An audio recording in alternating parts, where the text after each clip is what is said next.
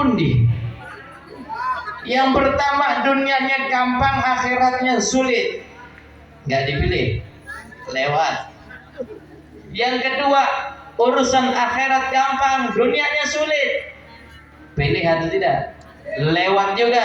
Katanya Pak Lurah. Yang ketiga, Habib. Yang ketiga, urusan akhiratnya sulit, urusan dunianya sulit. Lewat atau ambil? Lewat atau ambil? Yakin? Dunianya sulit, akhiratnya sulit, lewat atau ambil? Lewat. Siapa itu dunianya sulit, akhiratnya sulit? Mereka yang mendapatkan murkanya Allah. Kalau Allah sudah murka, bahkan urusan akhirat dipersulit, urusan dunia dipersulit. Apa urusan akhirat dipersulit? Dia ibadah tidak mendapatkan kelezatan dalam ibadahnya. Dia ibadah tapi nggak merasa kalau dirinya sedang ibadah. Dia ibadah, dia cuma merasa ini sebuah kewajiban, bukan sebuah ketaatan kepada Allah.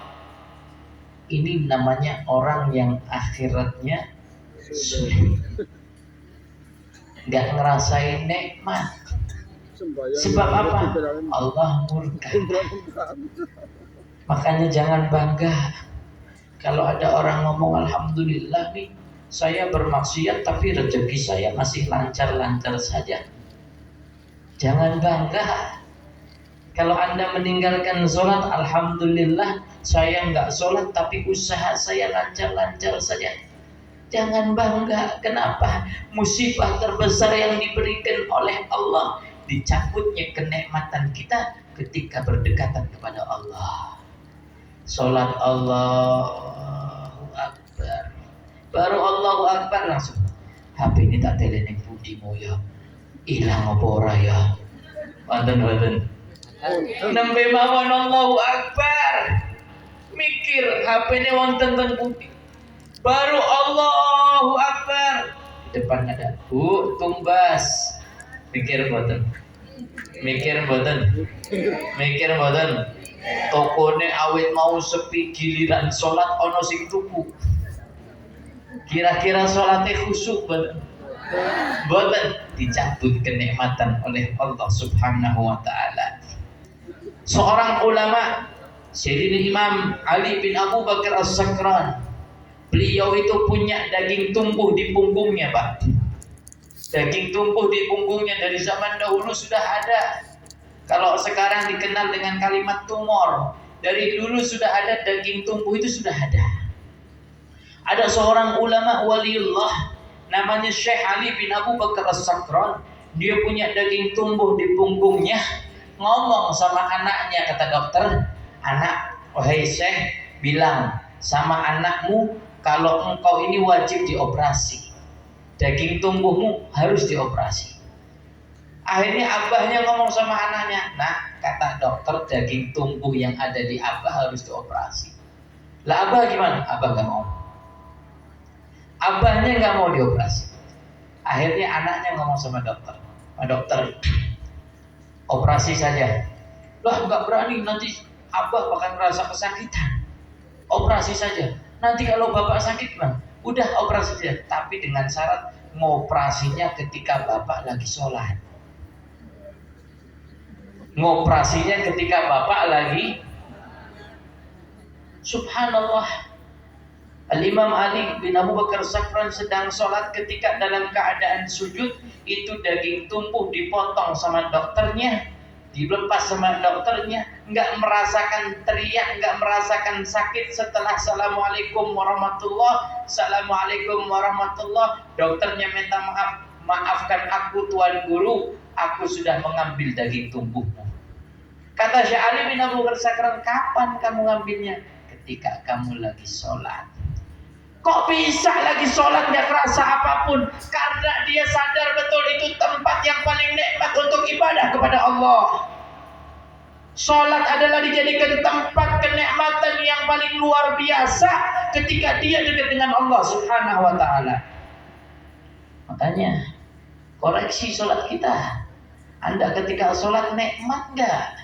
Ngerasakan kenikmatan atau tidak? Atau cuma sekedar alhamdulillah ya, wis sholat bombong.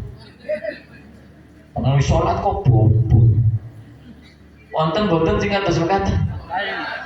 Aduh, iya ya, urung sholat ke piye. Wonten boten? Wonten boten? Anjing Nabi Muhammad sallallahu alaihi wasallam nalika Isra Mi'raj membawa salat dari Allah Subhanahu wa taala. Itu kisahnya, Pak. Ketika Nabi Muhammad bertemu dengan Allah, kata Nabi Muhammad, "Ya Allah, bidzati wa izzati, dengan kemuliaanmu dan keagunganmu wahai Allah," kata Nabi Muhammad sallallahu alaihi wasallam, "tidak ada nikmat yang lebih besar yaitu kenikmatan yang aku dapatkan pada hari ini ketika bertemu dengan engkau wahai Allah." Nabi Muhammad mengatakan apa? Enggak ada nikmat yang paling besar yang aku rasakan kecuali pada malam hari ini ketika aku bertemu denganmu wahai Allah. Sehingga aku enggak pingin keluar dari kenikmatan ini. Aku enggak mau balik ke dunia lagi. Ketika Nabi Muhammad Isra Mi'raj ketemu dengan Allah, enggak mau balik ke dunia lagi. Kenapa? Itu tempat yang paling nikmat ketika bertemu dengan Allah. Apa kata Allah Subhanahu? Ya Muhammad, aku akan berikan kenikmatan ini untuk engkau berikan kepada umatmu, sehingga umatmu juga merasakan kenikmatan apa yang kau rasakan ketika bertemu denganku, kata Allah. Nabi Muhammad bertanya, apa ya Allah kenikmatan itu? Kata Allah Subhanahu wa taala, as-salah. Salat, kenikmatan yang paling mulia, kenikmatan yang paling agung ketika bertemu dengan Allah Subhanahu wa taala. Lah kula lan panjenengan sami pripun salate? Napa nate sih kula lan panjenengan sami nangis, ora doyan mangan? Ditanya sama suaminya, istriku, kamu kenapa enggak makan? Kenapa hari ini kok lesu? Kenapa kamu nangis? Istrinya jawab, iya, saya ketiduran semalam enggak sholat isya. Ada enggak yang seperti itu? Lo nangis kan nonton film sinetron Ikatan Cinta. Gini betul? Gini betul? Ada nggak kita nangis? Ya Allah, kenapa nangis? Iya, semalam ketiduran nggak sholat witir, nggak nafsu makan, nangis. Kenapa kamu nangis? Iya, tadi pagi nggak sholat subuhnya kesiangan. Ada yang nangis ninggalin sholat? Ada. Itu musibah terbesar. Makanya tadi saya katakan, kalau Allah sudah murka, dunianya sulit, akhiratnya sulit. Urusan dunia sulit, akhiratnya. Sampai ketiga apa mau sampai keempat? Lanjut yang keempat apa cukup sampai yang ketiga? Lanjut yang keempat. Lanjut. Yang keempat adalah dunianya gampang, akhiratnya gampang. Siapa yang mau? Siapa yang mau? Dunianya gampang, akhiratnya gampang. Siapa yang mau? Saya. Semua. Amin. Allahumma. Mudah-mudahan kita digampangkan dunianya, digampangkan akhiratnya oleh Allah Subhanahu wa ta'ala. Pengen gampang dunianya? Pengen mau gampang dunianya, banyakin sedekah. Loh, kok gampang dunia banyakin sedekah? Ya iya, kalau Anda ngikutin pelajaran Belanda itu akan mengatakan hemat pangkal kaya. Tapi kalau Anda ikutin ajaran baginda Nabi Muhammad SAW, sedekah pangkal kaya. Rubah pola pikirnya. Jangan ilmu Belanda kita terapkan dalam agama Islam. Sehingga apa? Hemat pangkal kaya. Akhirnya jadi wong pelit met. Wonten. Wong kan sedekah ngenteni sugih. Ini orang sugih berarti orang sedekah. Wonten. Naudzubillah min dzalik. Pengen urusan dunianya gampang, kuncinya sedekah. Nggih. Tapi kalau orang tiru-tiru sing, siapa yang punya jam sini bawa jamnya, siapa yang punya mobil sini bawa, enggak seperti itu. Betul, siapa yang punya cincin sini bawa cincinnya berlipat ganda, enggak yang seperti itu. Sedekah, Al-Imam Jalaluddin As-Suyuti radhiyallahu anhu, beliau mengatakan sedekah itu ada 5 macam. 5 macam itu yang paling afdol. Ada sedekah untuk fakir miskin, itu derajat yang paling bawah. Ada sedekah untuk orang tua, nomor 2. Ada sedekah untuk anak yatim, nomor 3. Ada sedekah untuk orang-orang yang susah, nomor 4. Ada sedekah yang paling agung pahalanya 900.000. Apa itu? Sedekah untuk syiar di jalan Allah Subhanahu wa ta'ala. Makanya kira-kira setuju enggak kalau kita ajak sedekah? Setuju. Kita sedekah bareng-bareng, setuju atau tidak? Setuju. Setuju. Yakin? Enggak nyesel? Pengen dunianya gampang, sedekah. Yang kedua, pengen akhiratnya gampang. Pengen akhiratnya gampang. Pengen akhiratnya gampang. Yakin? Benar. Jangan pernah ninggalin wudu. Jangan pernah ninggalin wudu. Orang yang selalu menjaga wudu, akhiratnya digampangin oleh Allah. Orang yang selalu istiqomah wudu, akhiratnya digampangin oleh Allah. Makanya ayo kita bareng-bareng sama-sama. Mari kita sama-sama bersolawat kepada baginda Nabi Muhammad SAW, agar yang medit jadi dermawan, agar yang pelit jadi orang yang loman, agar dunianya gampang, akhiratnya gampang. Mudah-mudahan jadi wong sing sugih manfaat. Amin Allahumma amin. Ya Rasulullah, salamun alaik ya Rafi'a sya'ni wa daraji khatbatan yaji rabbal alamin ya uhailal judi wal karami ya Rasulullah, salamun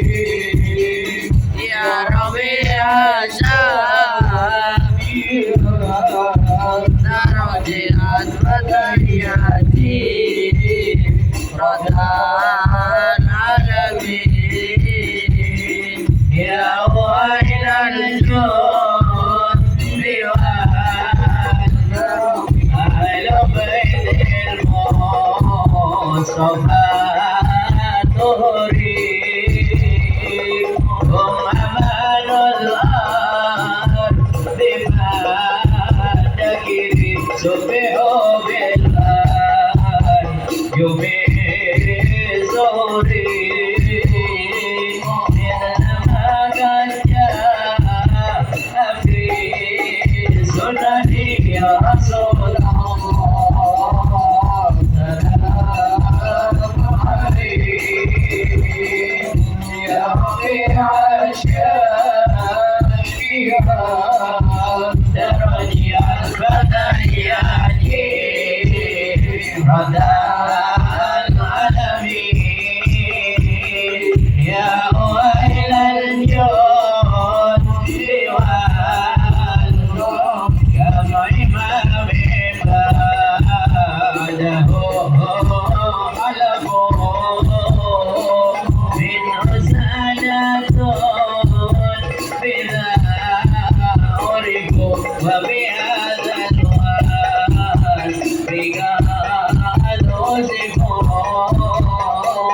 من قديم الدهر والزمن يا رسول الله سلام عليك يا رويح الشافي والدرج البدريات رضا العالمين يا ويل الجود والدرج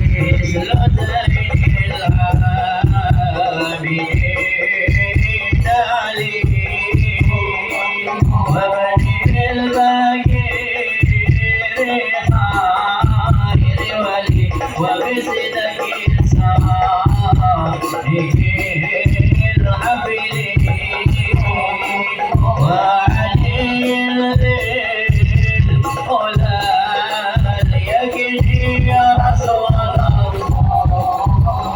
سلام عليك يا رويح الشافي والدرج الفتيات رضا العالمين يا أهل الجود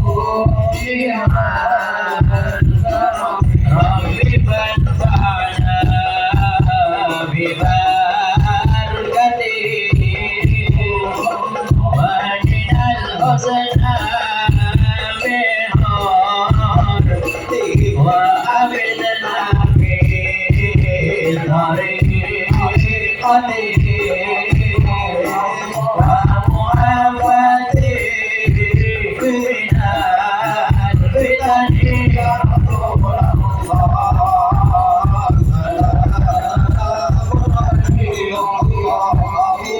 يا ربيع الشافي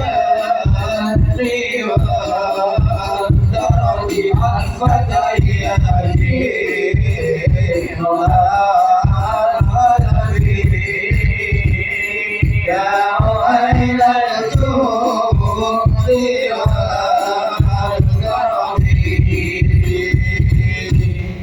اللهم صل وسلم وبارك عليه وعلى آله.